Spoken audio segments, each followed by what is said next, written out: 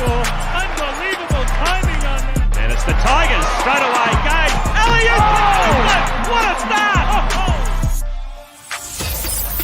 Welcome to the Ultimate Supercoach and Fantasy Sports Show.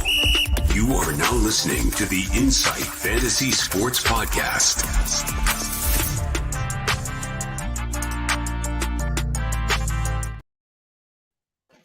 Hello and welcome back to the Inside NBL show, our weekly preview show. Now that's round 17. I feel like it's a bit of an easier week, I think.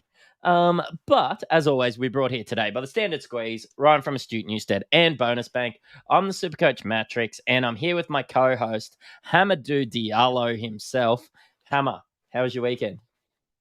It was a mixed bag. It's been bloody hot here though. That's haven't left the aircon. What about yourself? You went to a wedding. Yeah, went to a wedding that had no aircon. It was a really good wedding. We were in the creek and stuff, but I tell you what, 3 days without phone reception and without aircon. The big dog was sucking them in. I wore my 3 days allowance of shirts in the first day. That'll let you know how I went. Sweating profusely, but I suppose a wedding with no phone reception is better than a wedding without an actual reception. So could have been worse. There was a reception. It was pretty wild, and let's just say I'm on the waters tonight. Unusual. It definitely is. On today's show, we're going to go through how we went this week. We're going to go through our squeezes of the week. We're going to hit our round 16 preview, hit our the most traded, our trade and captain thoughts, and answering your questions along the way. We're getting to the pointy end of the season. My PSA this week is the deadline is 5:30 Australian Eastern Daylight Time on Thursday. So it's been Wednesday the last couple of weeks. A bit earlier on the Thursday because I've got the 2 games on the Thursday this time. Cool. Mark your calendars. Yeah, set an alarm in your phones. Let's head over to the news. It's time for some news from around the league. Mate, Gary Clark went down, tried to come back on the floor, and then ultimately stayed off. He's 11% owned, but 68% owned in the top 5%. He's one of the biggest names in Supercoach at the moment, probably due to the schedule and his tremendous play at the moment. Are you worried about Gaz? Slightly. I'll wait for more news, but he looked sensational in game 1. Game 2, he definitely looked like there was something holding him back, and he left the court straight to the locker rooms late in that one after being rather unproductive. So, like you said, he's owned pretty heavily in the top, few percent of coaches. So, definitely a wait and see with this one, and probably a bit of other work to do with trades if guys were planning on holding him. Yeah, it could be a trade out option. I know I'm planning on starting him this week. Honestly, every week that I have Gary Clark, I'm starting him. The only week I didn't get him is the one where I thought he might have been suspended for the drink driving. So there's that going on with Gaz. But Source is out for the year, which takes him out of the equation, and maybe Southeast Melbourne out of the equation.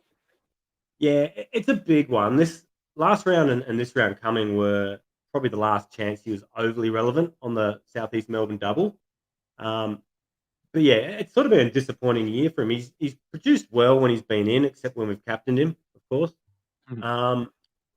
But yeah, he had the injury to start the season. He's going to miss the rest of the season. He is under contract for next year, so they're probably going to be a bit more cautious with him. But he's undergoing surgery on that knee.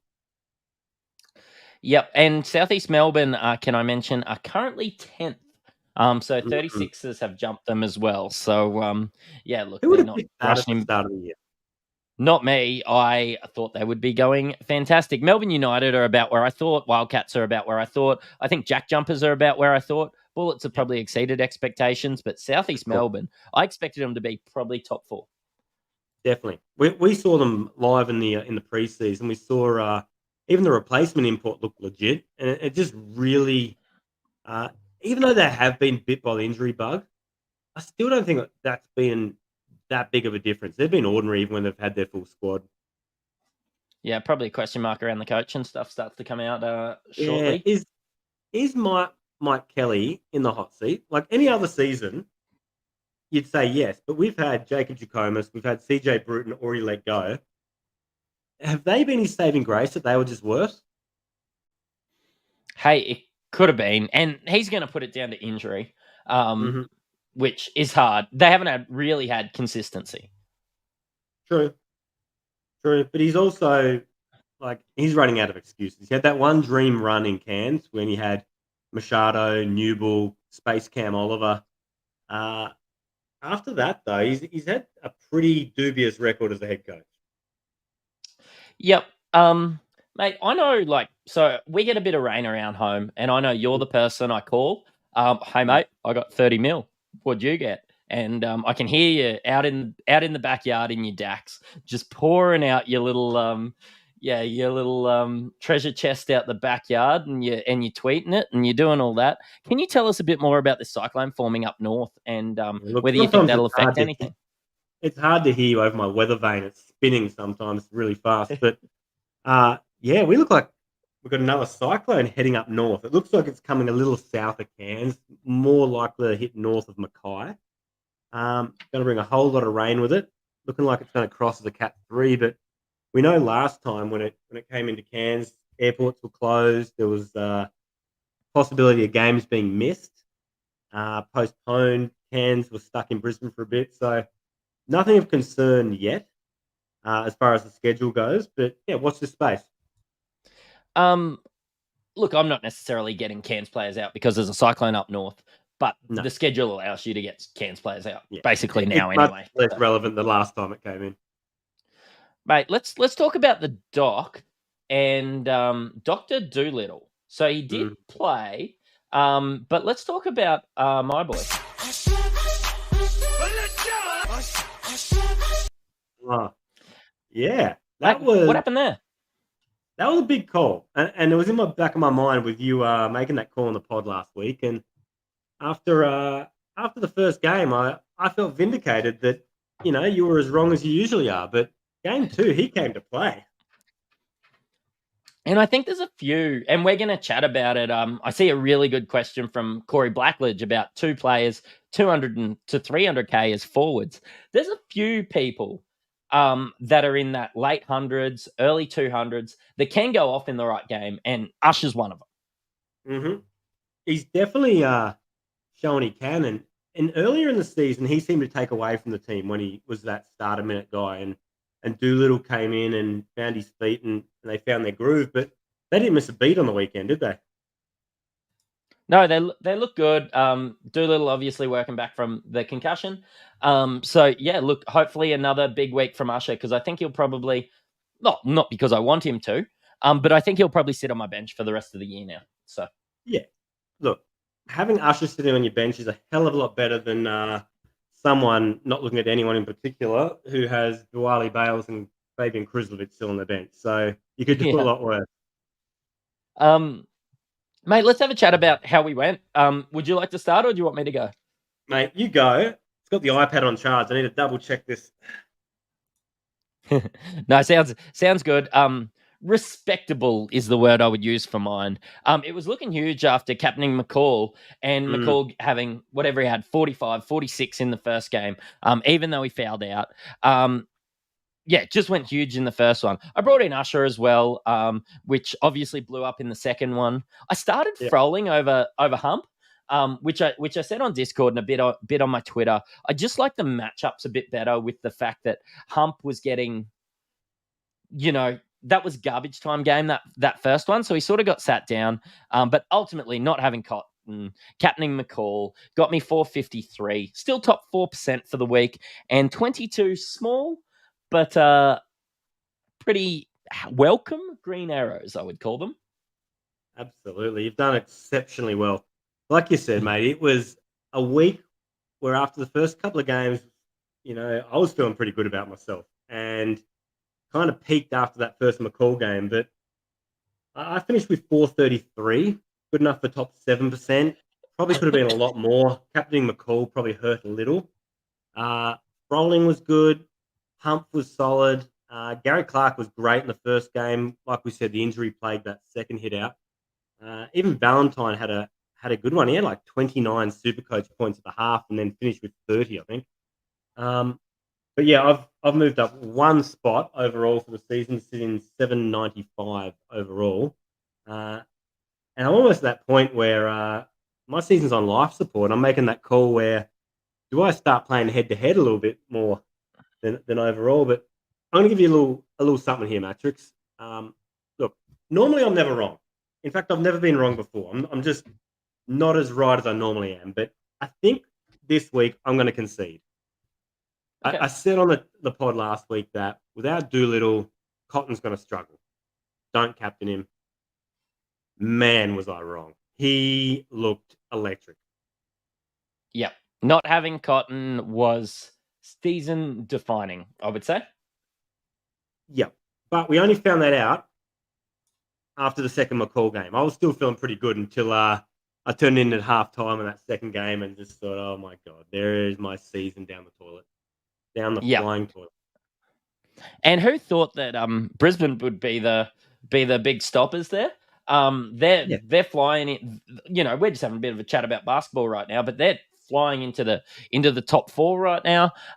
They'd get a second chance if it was finals at the moment. I thought best case scenario they'll finish in 5 or 6, but hey, they look, they're a game ahead of the Kings at the moment. The Kings aren't convincing. I think they're 2 games ahead of the Taipans after beating them now. They're starting to just get a little bit of daylight there. Absolutely flying like a right hook from Aaron Baines, who fired up again in that game with his little mate, Lat Mayan. Yeah, no, I actually really enjoyed watching that bit. Caught that. I actually love watching Bang and Smash Lat Mayan. Not the biggest fan of Lat Mayan's game. While we're on the just the general basketball, can I just point out how abysmal and atrocious and absolutely putrid the refereeing has been, particularly this round, but all season. Like, there's been some shocking calls. Yeah, it's been a bit ordinary. I think that it's something they're going to have to look in the off season now. Look, they've got to just keep going, but I don't know. Maybe they've just got to clarify a few things. I just aren't seeing a consistent stance on anything. It just depends what coach you get and what ref you get. Yeah, it's been awful. If they're going to do a review, though, I would start with Adam Ford's press conference at the end of the game. And that's where everything you need to conduct your review is, because he went to town on them, and he's not wrong. No, he definitely went to town. Mate, we're going to have a look at our squeeze of the week. Look, Dave from Do It For Jack is still holding out the top spot, who's a big friend and fan of the show, still holding out top spot overall. I think he's up by about 150 points now. I see him tweeting. He's been sweating bullets. I've been having a bit of a chat to him. So yeah, congratulations to him for holding that overall spot. And he looks in line for a Supercoach ring from us. But for last week's round score, it's Jack from Walhalla Wolves, who I've seen up there before. He's ranked 33rd overall and come away with a 562, which was 15 points ahead of the next guy there. That was Dylan with Giddy's Disciples, and then Dave 1 point behind with 546. I see Vern Supercoach in the chat. He took out the 4th spot with 545 into 31st overall. So guys that are performing well overall performed well this round. All of them were top 40 in the top 4 there. Yeah, there's probably a lot to be said for that. These are the guys who've played well all year. They've got the cash. They've made the right trades. They've set themselves up nicely. It's some of the guys like myself who each week are now playing catch up. That maybe they should take our spots on the pod, because we could learn a thing or two from them. Maybe, but you wouldn't get to hear my charisma every week, and let's be honest, that's what people are here for. 100%. Mate, so round 17, I did sort of allude to the fact that I thought it might have been one of the easier rounds, and it's just a lot of popular teams have doubles this week. But that's when I start to think, hey, let's look forward to the next couple games. Next week's an absolute stinker. Round 18, I've mentioned it for about 3 weeks right now. Round 18 has only Adelaide and Tassie players, so don't be trading out Adelaide and Tassie players this week, even though there's a single game week this week. Brisbane and Cairns are done for the year. Don't even look there.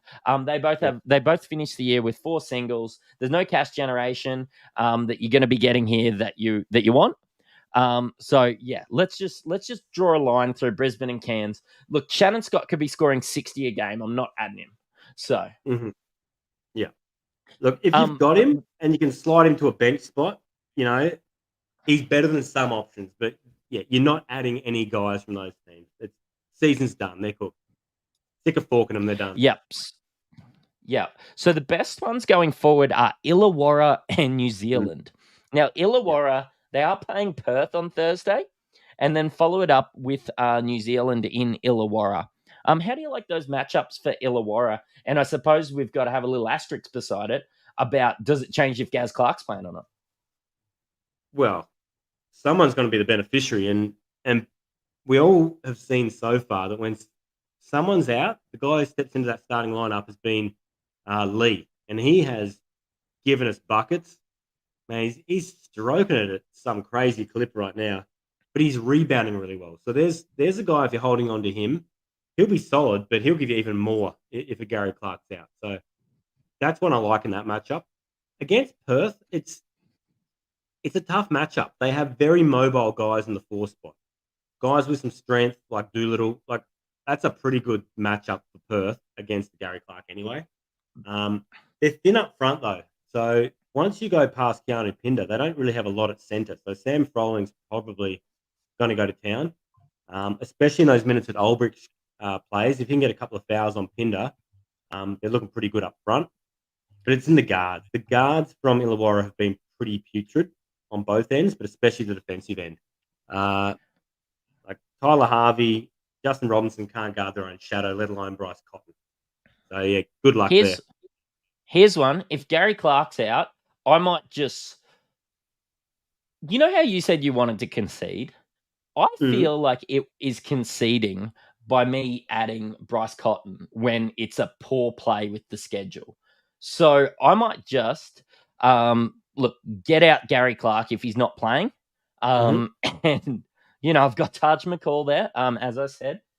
Cairns are looking like it's time to go, Cairns. Let's just maybe...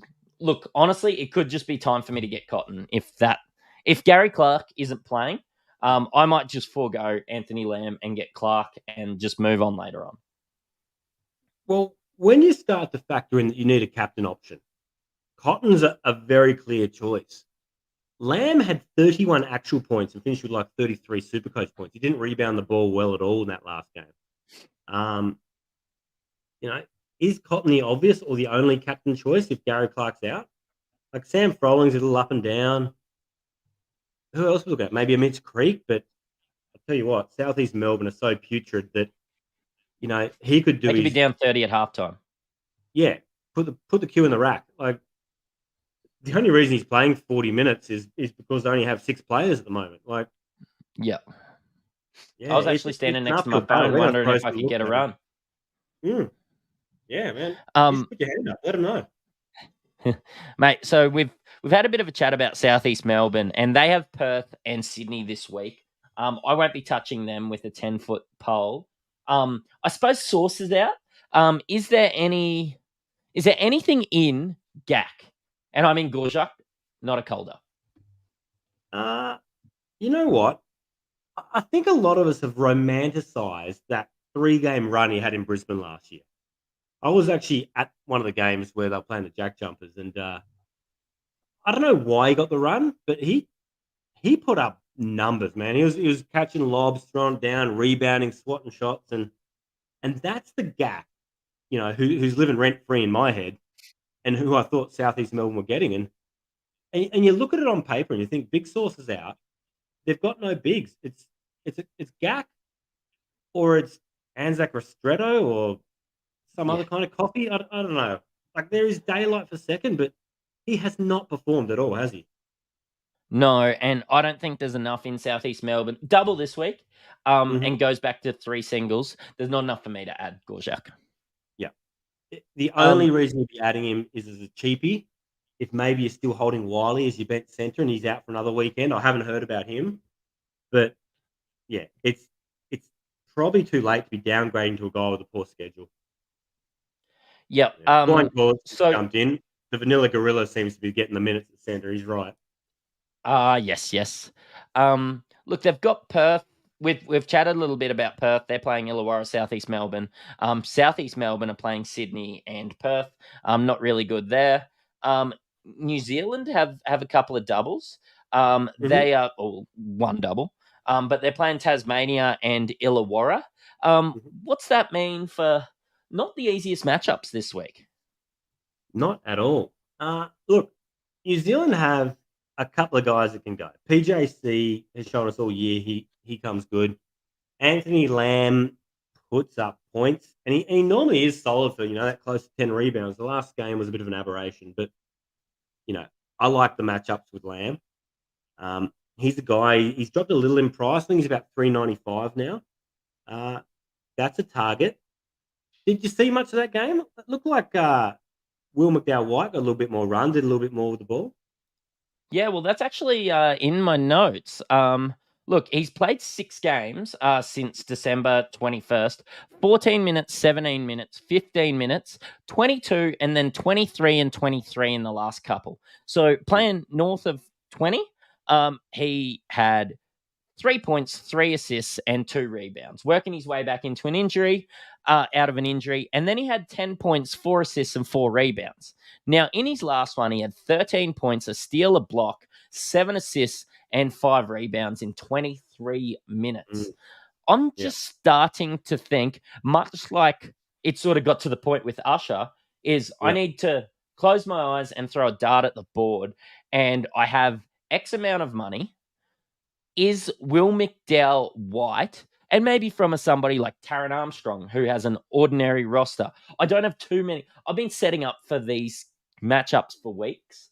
I don't have too many massive holes. I don't have anyone from Tasmania that I could really, I feel like I could add a week early, especially not in that guard spot.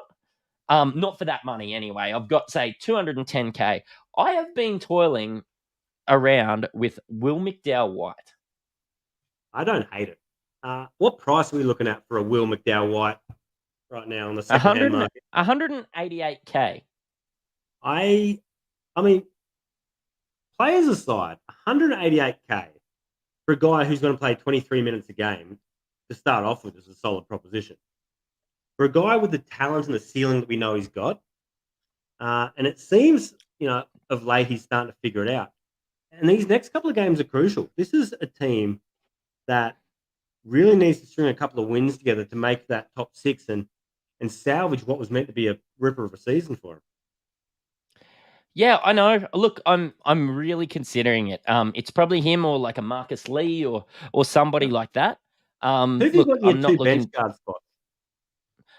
Well, I've got Trey Kell and I've currently got Taran Armstrong.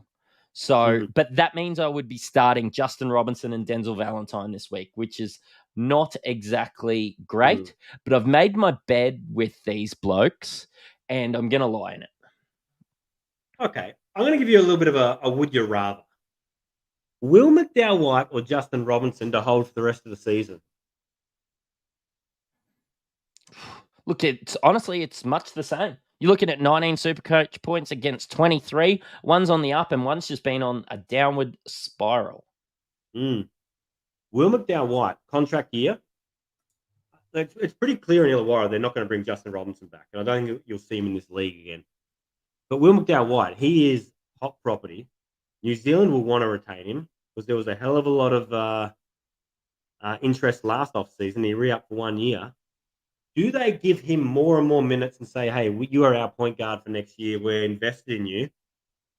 Is that how it plays out in New Zealand? And it could do. I'm not sure if they're going to make playoffs with where they're sitting right now. I think they're sitting second last. It could just be, hey, we got Will. Obviously, he's injured. They would know what Parker Jackson-Cartwright, or at least have an idea what's going to happen with Parker Jackson-Cartwright, who's been phenomenal this week. But it becomes hard when people are adding Parker Jackson-Cartwright at the moment, doesn't it? Because, he's probably been on a little bit of a slide We just haven't Yep. owned him to notice. Yeah, for sure. And perhaps that's coincided with Will McDowell coming back. These were the teething problems we had initially, where how do you play 2 point guards next to each other who both love the ball in their hand and who are both suspect shooters from outside? Like, it was never a great formula, and they were banking on having a lot of this season early on to figure it out, and we're hoping to peak come the end of the season. But through injury and whatnot, we've never really been able to get through those teething problems, have we? No, and they've been hit and miss. They've had some fantastic nights. I remember that run where everybody captained Anthony Lamb. He's, you know what, at times he's been as good as Taj McCall and Bryce Cotton this year. He's probably my third. If I had to do a little awards ceremony for where Supercoach rankings were at the moment, Anthony Lamb would probably be top 3 this season. So, All right, let's figure out how serious you are about this. Would you trade your Cam Bairstow jersey for an Anthony Lamb jersey? no. You don't even like him. But news out of the New Zealand camp is they're very close to a deal to bring him back next year. So that'll be good for the league. Hey, Zylan Cheatham, the guy who has disappointed the entire Supercoach community by not being centre eligible. What do you see with him? Well, look, I've got him on my team, but I'm not holding a lot of confidence right now. I traded him out when Gaz was out. I traded him in when Gaz was out. I think he'll probably struggle to get to that 48 break even. But again, made my bed, gonna live in it. Got a 3-round average of 30, a 5-round average of 22. I'm probably more expecting that 22, 23. But if New Zealand are humming, Zylan Cheatham seems to be humming. New Zealand have just been in a little bit of a slide recently. Yeah, he really seems to get his when they're playing a bit more freely, up and down. You know, when it's that real half-court grind, he's not as effective. Now, in the comments, I'm seeing Rob's Punk jump in. He needs some forward ideas. He's got Lamb. He's got Froling at centre. Money is no option. What are we going to help him out with? I know we've mentioned Gary Clark with the injury cloud. Zylan Cheatham moving forward. You got anything else for him? Mate, well, if money's no option, just wait. If money's no option, I'll go straight and order caviar for starters. But if money's no option, I do wonder whether you could go somebody like, I still maybe think like a Mitchell Creek or somebody. Like, I don't hate it, but if money's no option, like, I just think that I would rather spend a bit less than Mitchell Creek and spend that money elsewhere. But if you're not worried, just get Mitch Creek out there and then swap him into, say, a McVeigh or somebody. You know, I think McVeigh's somebody that you can play next week. Look, even a Will Magnay, like that could be pottish because not many people are going to have Will Magnay next week. And Big Willie, he is like a phenomenal points per minute guy. I think he only played 9 minutes on the weekend and still had like 25 Supercoach points. But for me, it's Mitch Creek. You know, when they're running Sunday night rec league down at the YMCA, you know, and they only got 6 players and someone's begging to come off for a sub because he's, you know, gassed and the other guy's saying, oh, I forgot my money this week. Can you cover me? Man, the opportunity's there. He's going to play bulk minutes. He's going to have to carry that team. And in a format of Supercoach that's nowhere near as penalised for inefficiencies like the old fantasy model, this is going to suit him this weekend. Mate, we've started answering a couple of questions here, so let's have question time in the middle, and then we'll answer some questions through the end. Just to break it up, let's try something different. Saucy. It's question time. Let's answer your questions for the week ahead. Mate, Adrian's asking after he wanted a circle jerk on Matrix, so that's fantastic. But Adrian's asking whether you would prefer Parker Jackson Cartwright or Harvey at the moment, which I think is a really good question because I was thinking the other day how much I regretted the fact that I selected Justin Robinson instead of Harvey. I even toyed around with the idea of getting him. He's got a 3-round average of 47, a 5-round average of 42, and he's only 4% owned, Tyler Harvey. We chatted about Parker Jackson Cartwright maybe taking a bit of a slide down. there's probably 30 Ks, 40 Ks difference. Is there a case for both? Oh. Well, you mean bring both in? No, is there a case for both? Like you could go either way. Yeah. No. Look, PJC, Harvey both have solid schedules, to run it out. But PJC's he hits across the scoreboard. He's got a couple of steals. He's got he gets the assists, gets his points. Whereas we're talking about someone who's more akin to a Sobey, more akin to a Chris Goulding when we talk about Tyler Harvey. He scores the basketball, and that's it. And if he doesn't score, then he doesn't give you anything. Perhaps if Gary Clark's out, Harvey's going to try and shoulder a bit more of that burden. But we know the formula with Illawarra is they're going to pound the ball inside.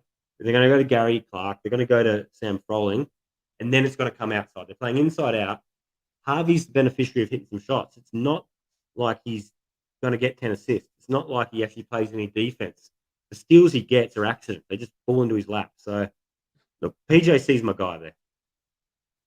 All right, sounds good. I like it. I just thought I'd throw an argument out there for Harvey. Look, I got Robinson instead of him. It was probably the wrong call, but hey, the logic was there. Do you think you'd trade out Galloway from the Kings, Shannon Scott, or Jonah Bolden at the moment? Now, Jonah Bolden is under a bit of an injury cloud, I believe. Yeah, he hasn't featured much at all over the last few weeks. Look, if we're going to go put that in order, well, you go first, Matt. What order are you getting them out in? Bolden, Galloway, Scott. Yep. No, Galloway and Bolden are on doubles this week. Bolden, Scott, Galloway. At least Galloway. Well, at least we know Galloway's going to be playing. Maybe in 2 games he can outscore Scott. Yeah, look, I think you're right there. Scott has been good, but it's not going to take much for his score to go from that mid-20s to 10. He's been scoring like 4 points, 4 rebounds, 4 assists, and a steal. All it takes is a couple of guys to not hit shots when Brisbane are not good, and those assists go down to 1. He's not getting those steals. It goes from 3 steals to 1. That score is starting to halve. He doesn't put up a lot of points where you're going to guarantee to get at least 15 Supercoach points from that perspective. So, look, Bolden injury cloud hasn't done much. So yeah, get rid of Bolden, get rid of Scott, then get rid of Galloway. If that order helps you make a decision. Mate, Flying Toilet's here for your charisma, good looks, and not your advice. Obviously, because he scored 538, so that's about 100 more than you last week. So rub that in, Flying Toilet.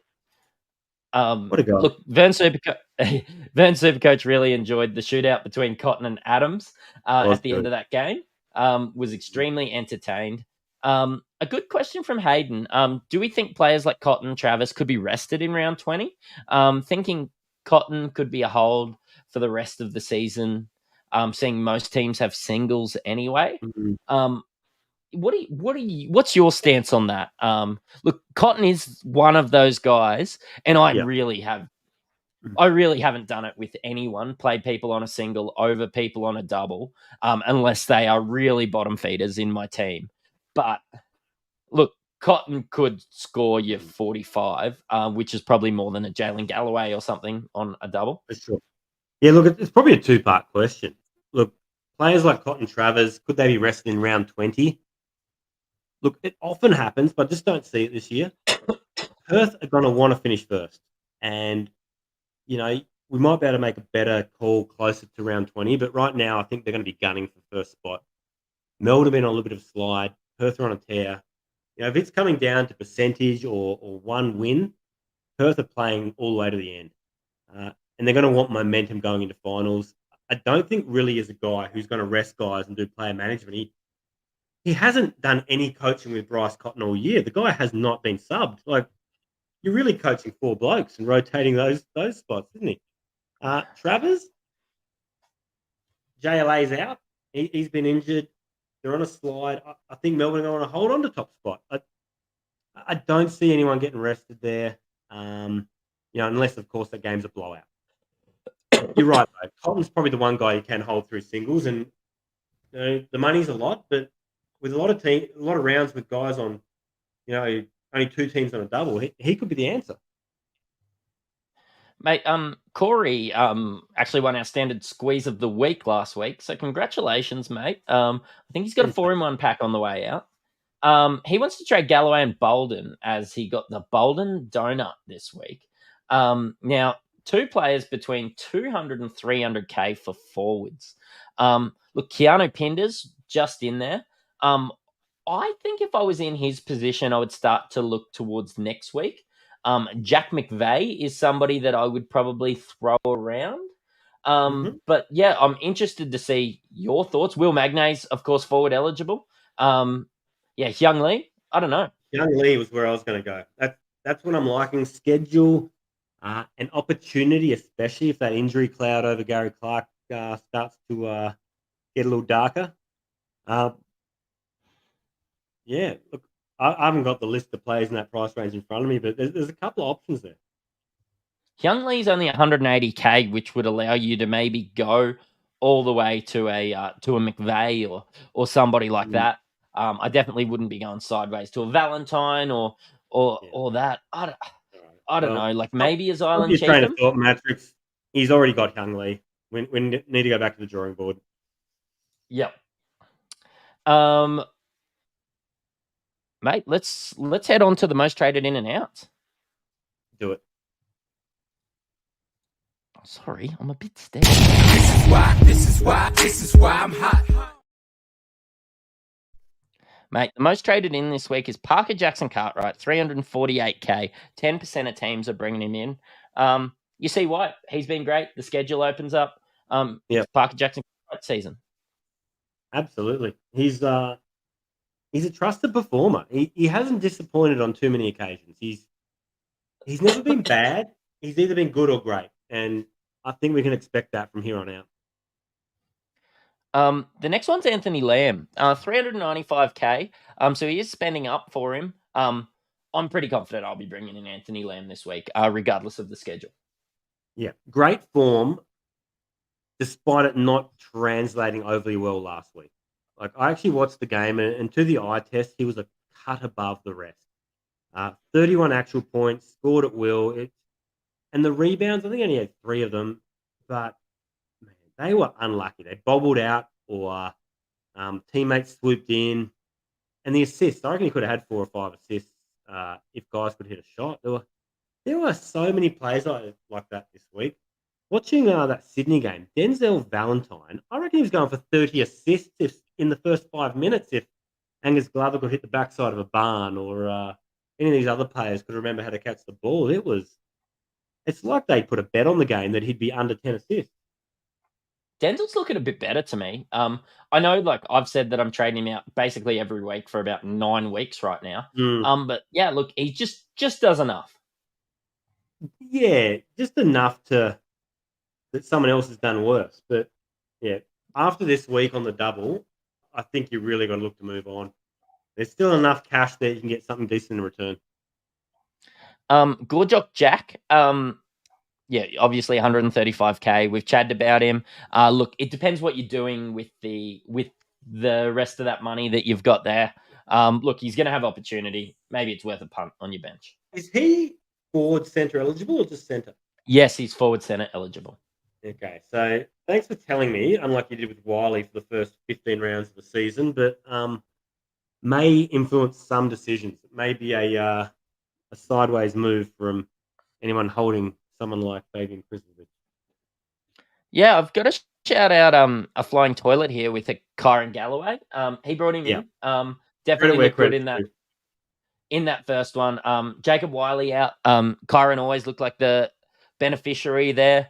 Good young player that's played well all year. Grabbed this opportunity by the balls and was really good this week. Yeah, shot the ball well as well from 3. He's just so active out there on the boards. He's almost a more skilled Jacob Wiley. And I was hearing, I don't know if I've heard this wrong, but is Jacob Wiley on a 2-year deal? Are they bringing him back next year? Because I'm not sure. Because if they are, don't. Kyron Galloway is the future for that team, very much like his brother has been in Sydney. And if you recruit a Wiley over the top of him and stifle his development, my God, there's something wrong with this organisation. Wiley is back in Adelaide for the 24-25 season. That's pitiful. Surely it's got to be like a team option or something, or I it's don't know. DJ Might Brett be a player recruited. option. Can Yeah. you bring up the flying toilets comment there? It says he was at the chicken shop on Wednesday, Arvo. What do you reckon his order is? Chicken necks for a little stew that he's baking up at home. Little giblets. I reckon it's something Yeah, weird some like little that. He giblets. doesn't seem like your normal just, breast and chips kind of guy. Yeah, I do like me some thigh as well. Look, chicken and chip shop, bro. Yeah, thanks, bro. We had Bryce Cotton. 5.6% of people are bringing him in. Look, goes without saying, he's got 1 week. He's the best captain option this week. I get it. Yeah. All right. Riddle me this with bringing guys in, Matrix. If you happen to be in a position where maybe, just maybe, you were going to concede your overall ranking for the season and maybe have a little tilt at a head-to-head competition you might be in for $1,000. How would you approach this differently to win the round and progress through to the finals? Yeah, look, I'd look at, firstly, you got to look at your other matchup. The Supercoach app allows you to have a look at your other matchup, and you've got to start working out what your pods are. You've got to start looking at, if he's holding somebody, like if he's holding a lot of Adelaide players this week, that's the opportunity for you to trade out your Adelaide players, perhaps. But you've also got to be careful that you make it through to the next round. You don't just fall in an absolute heap. Well, that's Look, that's where my follow-up question comes in. If you happen to be in a position where you get the double chance, do you throw this round and start loading up for 2 rounds to win your next matchup? Yes, you 100% do. You start to work out your Adelaide. Oh, you probably start to work out. You don't have any Perth players because they go 2-1-1-2. You don't have any Southeast Melbourne players. You don't have any Sydney players. You could go to Sydney players. You could start going early on Illawarra players, New Zealand players. And look, it's fine to just stash an extra Adelaide player as long as you've got an exit plan for round 19, maybe to an Illawarra or a New Zealand player. Sounds like complicated math. I've got to make sure I carry the 1, but we'll have a look at it. Sounds good, man. The next one in the list is Sam Froling.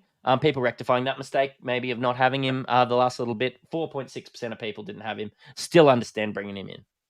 For sure, he's still got a good run to go. You're buying at a premium, but he's he's their only genuine big, and he's been great. Todd Blanchfield, people are bringing him in, just downgrading a little bit. 3.1% of people there. Will McDowd-White, 3.2% of people are bringing him in.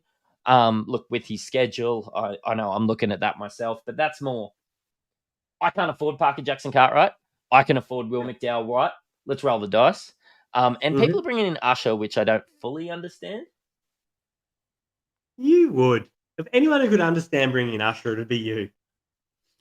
Oh, mate, he was Rob's call. I just brought him in 1 week, and look, yeah, he had me jiving. It was great. Oh man, look, we are so white. That's enough chat about Usher. Let's talk about the guys that are traded out.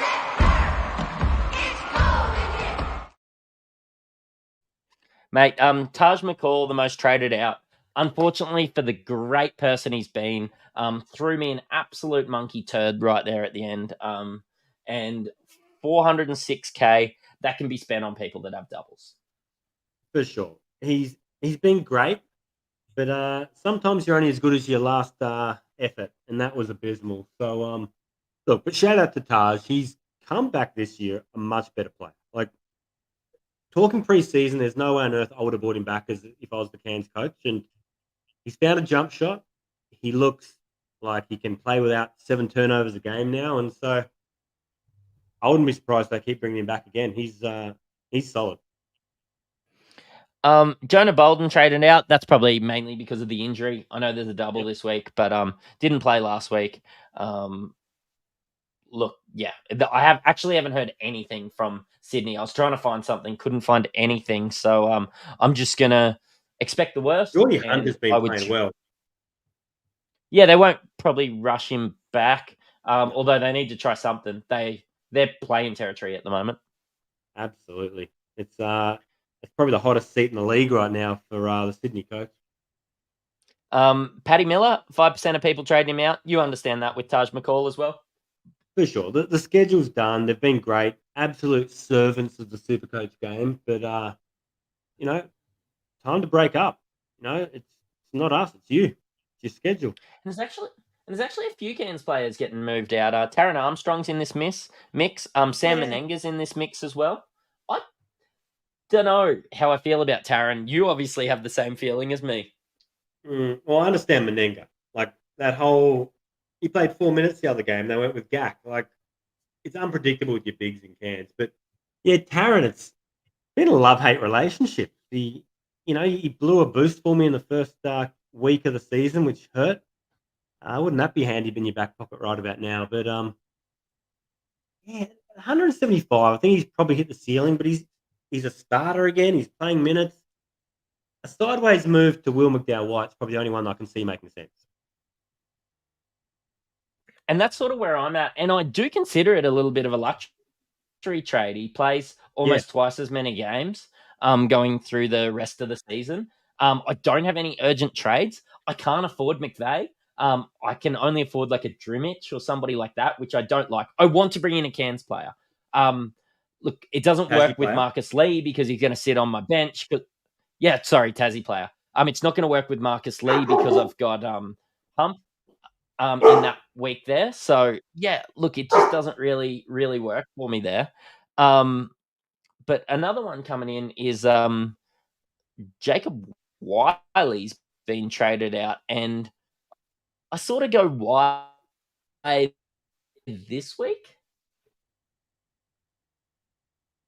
Okay. I know Hammer's struggling with the internet at the moment, but I'm a bit confused about where to go with Jacob Wiley because I know they could just shut him down for the year.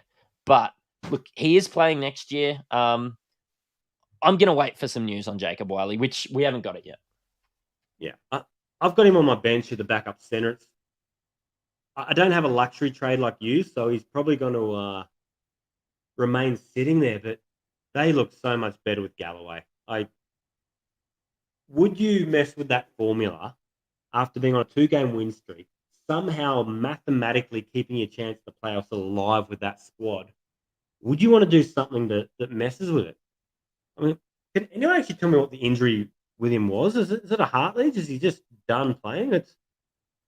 I don't know, man. This Adelaide team is a bit of a mess right now, but it's an interesting proposition because Adelaide have a couple of guys who are semi-relevant over the next couple of weeks, especially in that round 18.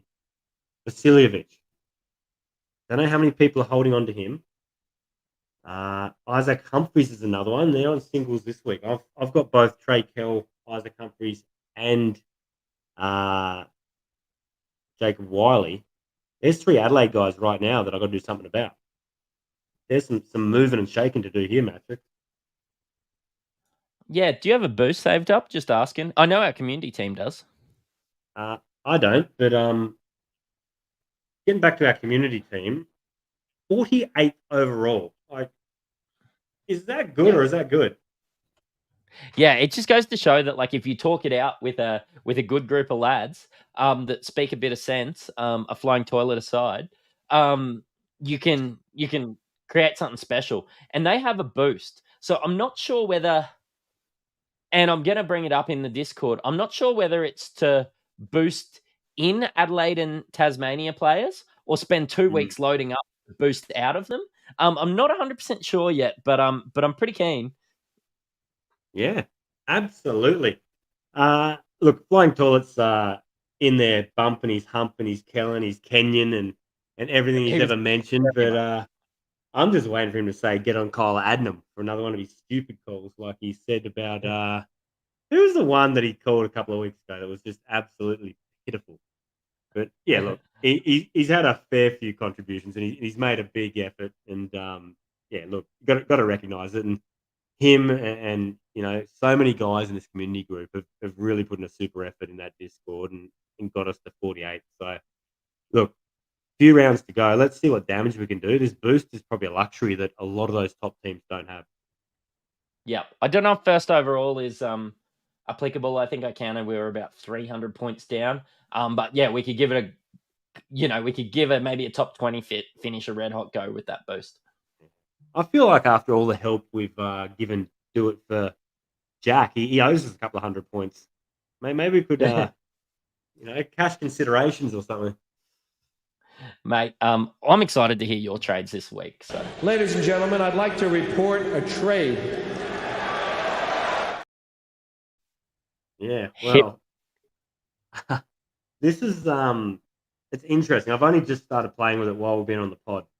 Been a little bit flat out with work, but I'm thinking possibly Luke Travers. We haven't mentioned him on the pod, but he's guard forward eligible, and I'm looking at getting out of Humphrey, moving Froling to centre, and bringing in Bryce Cotton. So my starting lineup would look like Gary Clark, Luke Travers, Sam Froling, Bryce Cotton with a captain on him, Trey Kell, and then Valentine is about the only player of note on my bench.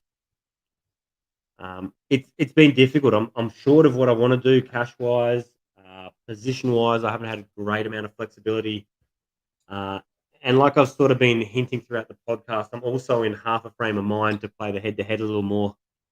So, yeah, probably more to the point. What are you doing with yours, mate? Look, first things first. I'm a realist. But Taj McCall will come in. Taj McCall will go out. Sorry, I threw myself by being fucking hilarious. Taj McCall is probably going to be out for Anthony Lamb. I think with the duel of Denzel Valentine, if I have to trade out Gary Clark, I could afford Cotton instead of Anthony Lamb and maybe just go with a cheaper option there. But right now, my thoughts are Will McDowell-White in for Taron Armstrong and Anthony Lamb in for Taj McCall. But I'm waiting on Gary Clark. Gary Clark I consider a season holder. But if he's not playing this week, that's $360K that I need like right now. for sure? Can you get away this week without a full starting five on doubles? No, not with 6 teams on doubles. I think you're just going to fall away. Look, you should be able to find a way. But yeah, unless you've got a heap of Tassie and a heap of Adelaide players. I know that you've got one extra Adelaide player than me. But yeah, look, I think that you should be able to find a way to play 5, maybe 4 if your guy that you're playing is like a Justin Robinson or someone. Look, I won't throw too much shade on you. Yeah. If you're in the position where right now you don't hold either Anthony Lamb or Bryce Cotton, you can only bring one in. Which way are you leaning to? I'm Lamb bringing has in a Cotton. schedule. Cotton probably has the game. Yeah, I'm probably bringing in Cotton and using Cotton to get... I really don't mind the way of going Cotton to like a Milton Doyle next week and then worrying about the guys with the 2 doubles there at the end, your Illawarra and your your Illawarra and your New Zealand guys. That's probably the best pathway. But gee, you need a lot of things to fall right. Like you need to make sure that there's no injuries. I've got a cloud over Gary Clark in my team at the moment. Like if he's ruled out, that just gets thrown. Absolutely. Yeah. Look, you've touched on needing a bit of luck. If you were to split it down to a percentage, if you were going to go, start of next season, say, I'm going to win Supercoach this year, how much is skill and how much is luck, percentage-wise? I think there's a lot of skill, but I also think it's calculated risks.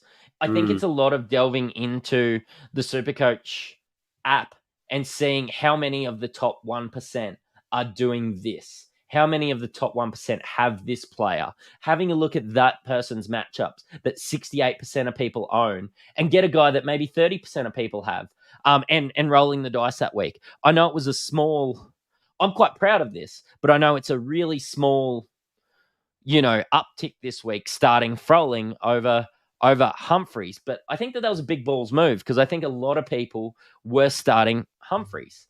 I think maybe, liking Taj McCall's matchups. Did it work? Fuck no. But I held Taj McCall for so long, waiting for this week, knowing that I was going to captain him. And if it paid off, I would have, thought that I was, Jesus or whatever. So pretty much we need to go to casinos and start counting cards. Yeah. But yeah, look, I think there is an element of luck in terms of injury. Now that's something that really can derail your season. All those late scratchings. I know every year that I've done well on the old fantasy platform, like when I think I finished 35th overall, was one of my best, was during one of those COVID years. And a lot of people got shafted by border closures, by injury.